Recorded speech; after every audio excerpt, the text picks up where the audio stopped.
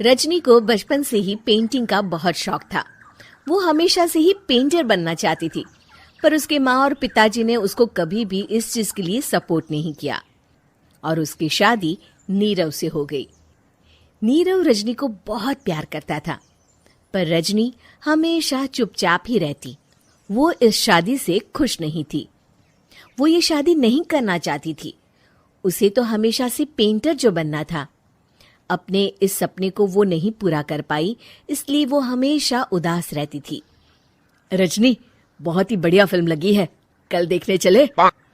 नहीं जी, कल मुझे बहुत काम है, मैं नहीं जा पाऊंगी। अच्छा तो कोई बात नहीं, संडे को चलते हैं। देखिए, मुझे फिल्म देखना पसंद नहीं है। आपको जाना है तो चले जाइए। नीरव को मना करके रजनी वहां से चली जाती है और अपने बैग को खोलकर उसमें बंद पड़े ब्रश और कलर्स को देखकर रोने लगती है। रजनी, चलो ना कहीं बाहर खाने चलते हैं, कुछ तुम्हारी पसंद का। जी, मुझे नहीं जाना, मेरी तबीयत ठीक नहीं है। रजनी वहां से चली जाती है। नीरव को समझ नहीं आता कि रजनी उससे इतना दूर क्यों रहती है। वो जब भी उसके साथ वक्त बिताना चाहता है, रजनी कोई ना कोई बहाना बना देती है। एक दिन घर पर कोई नहीं था। रजनी घर का सारा काम जल्दी से खत्म कर लेती है। घर पर अकेले होने के कारण वो सोचती है कि वो आज पेंटिंग करेगी। वो अपने कमरे में जाकर पेंट ब्रशेस और कलर्स निकालकर जैसे ही कलर मिक्स कर रही होती है कि दरवाजे पर बेल बज जाती है।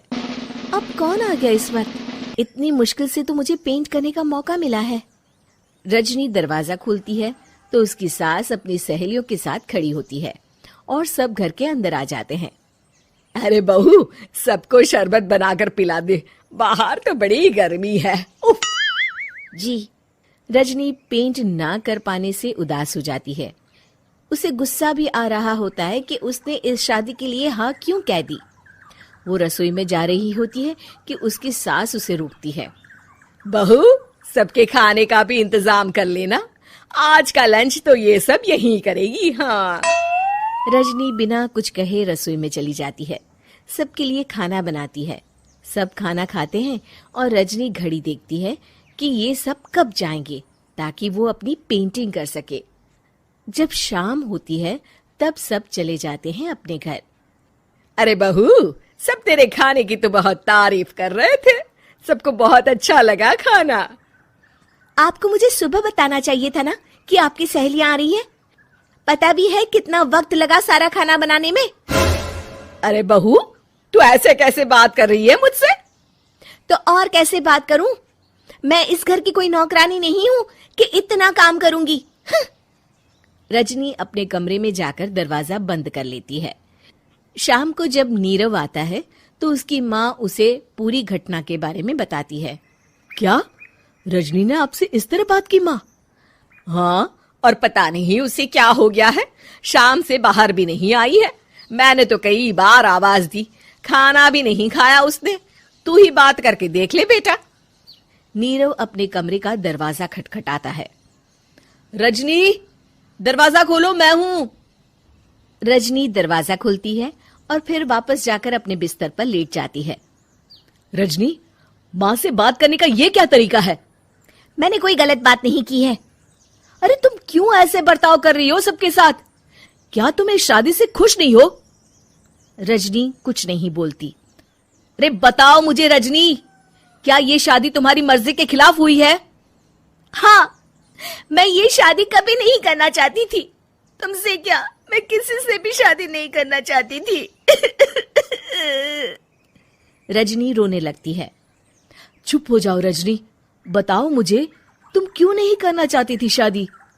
रजनी बेड के नीचे से अपने पेंटिंग्स, कलर्स, ब्रश, पेपर्स निकालती है। इतने में उसकी सास भी कमरे में आ जाती है। ये देख रहे हो, ये थे मेरे सपने। मैं पेंटर बनना चाहती थी, पर माँ पापा ने कभी सपोर्ट नहीं किया और मेरी शादी करवा दी। मेरे सारे सपने टूट गए। हर वक्त बस गुस्सा आता रहता है मुझे। मैं जानती हूँ कि आप लोगों की इसमें कोई गलती नहीं है, पर मैं क्या करूं, मुझे समझ में नहीं आता।